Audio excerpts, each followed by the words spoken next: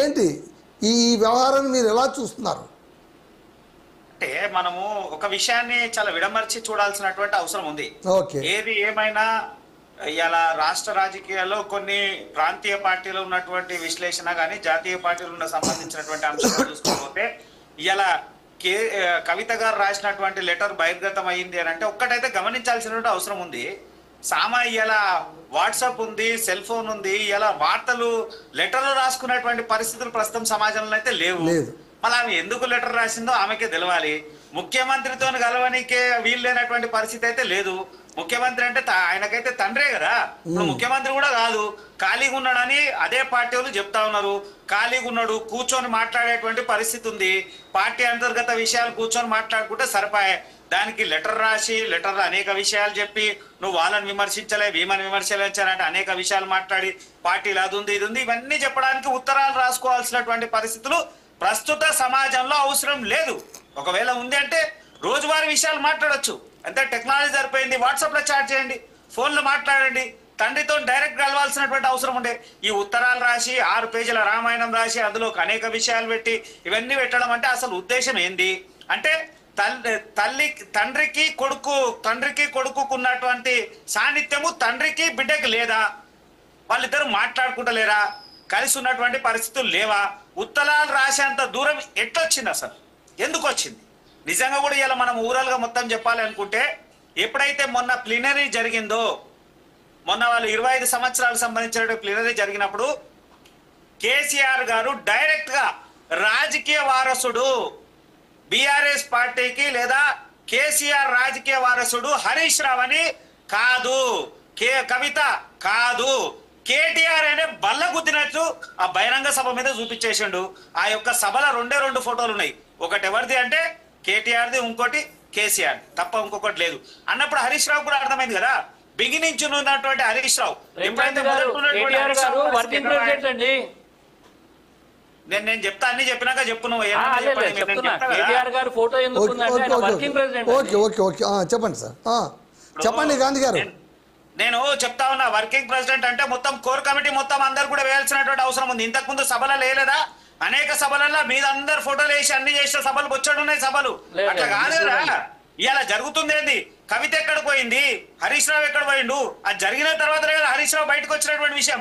Harish Rao party మారుతాడేమో, Harish Rao ఏదో కుంపడి పెడతాడేమో అని. అదే అండి, ఆది నుంచి జరుగుతున్నదే. ఆది నుంచి ఈ పార్టీని విచ్ఛిన్నం చేయాలని చాలా మంది కలలు కంటూనే ఉన్నారు. అందులో ప్రయత్నమే ఇవన్నీ. అవునా? అంటే మేము కలలు కంటే మీరు ఒప్పుకుంటారా?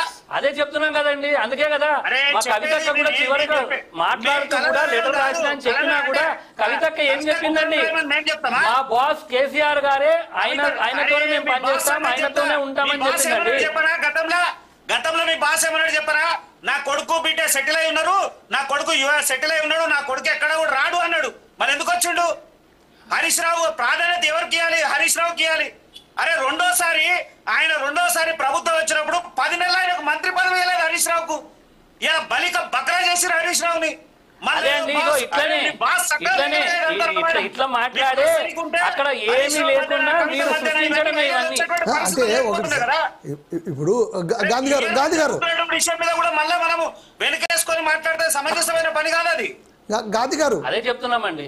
ఓకే గాంధీ గారు సార్, ఇప్పుడు ఒక విషయం ఏంటంటే కాంగ్రెస్ ఫోల్డర్లో వెళ్ళిపోతోంది కవిత అని మీ వాళ్ళు కామెంట్ చేస్తున్నారు. అది ఎంతవరకు నిజం? ఇగో సార్, ఇప్పుడు ఒక విషయం మీకు క్లియర్ గా చెప్తాను. మీ వాళ్ళే చెప్తున్నారు, అందుకోసం అడుగుతున్నా సార్. మా వాళ్ళు చెప్తున్నారంటే మీకు వాస్తవాలు కూడా చెప్తాం. 2012 నుంచి 16 వరకు కవిత గారు ఇప్పుడున్నటువంటి ముఖ్యమంత్రి రేవంత్ రెడ్డి గారు ఒక కంపెనీలో కామన్ డైరెక్టర్లు వాళ్ళిద్దరు, కంపెనీ బిజినెస్ పార్ట్నర్లు వాళ్ళిద్దరు. ఇలా కవిత మాట్లాడుతుందంటే దాని వెనకాల 101% ఇప్పుడున్న ముఖ్యమంత్రి రేవంత్ రెడ్డి హస్తం ఉంది. రేవంత్ రెడ్డి ప్రమేయం లేని ఇవన్నీ మాట్లాడదు కవిత. కవిత మాట్లాడదు 100% రేవంత్ రెడ్డి ప్రభావం ఉంది. జరగవచ్చు నిజంగా. రేపు ఆమె పార్టీ పెట్టినా ఆశ్చర్యం లేదు, లేదా మళ్ళా పార్టీ పెట్టిన తర్వాత విలీనమై మళ్ళా కాంగ్రెస్ లో పోయినా ఆశ్చర్యం లేదు. అయితే వాళ్ళ తండ్రి మీదనే ఆరోపణలు చేస్తా ఉంది కదా, సామాజిక తెలంగాణ రాలేదంటుంది.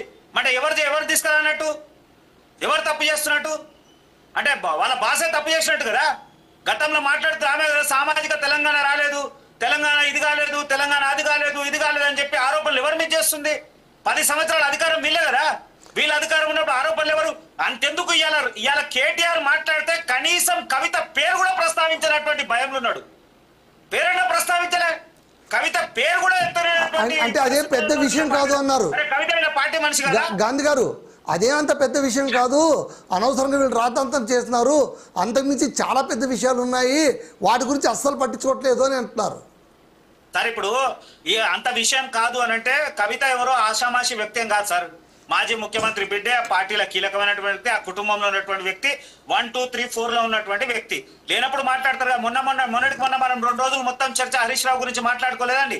మాట్లాడుకుంటే హరీష్ రావు ఇంటికి పోయి ఆయన వాళ్ళ నాన్న ఎప్పటి నుంచో సిక్ అయి ఉంటే దాన్ని అడ్డం పెట్టుకుని వాళ్ళ ఫాదర్ ని పరామర్శించడానికి పోయినా అన్నారు. బావ బొమ్మర్దులు ఇద్దరు ఈమెను ఏం చేస్తారనే భయం ఆమెకు వచ్చేసింది కదా. ఇప్పుడు మొన్నటి వరకు వాళ్ళు మాట్లాడుకున్నప్పుడు ఈ బావ బొమ్మర్దులు ఇద్దరు ఒకటైపోయి ఈమె ప్రభావం ఏముందో పరిస్థితి అర్థమవుతలేదు. ఈమెకు ఒకటి క్లియర్ గా అర్థమైంది సార్. మనం గమనించాల్సినటువంటి విషయము ఖచ్చితంగా నిన్న ఎయిర్పోర్ట్ లో చూడండి, ఒక్కరు కూడా వీళ్ళ పార్టీకి సంబంధించినటువంటి వ్యక్తి లేడు, ఒక జెండా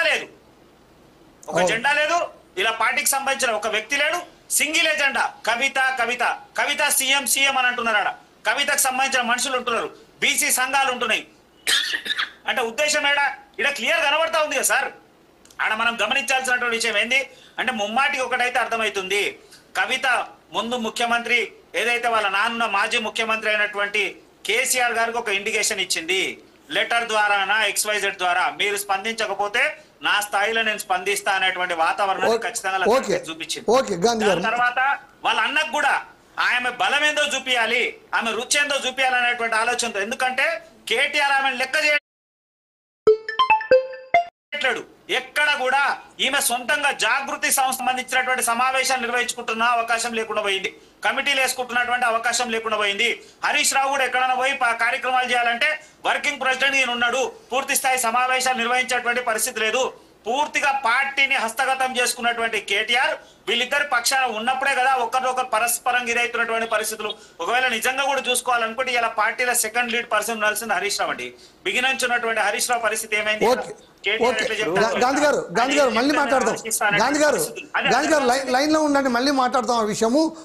ఓకే.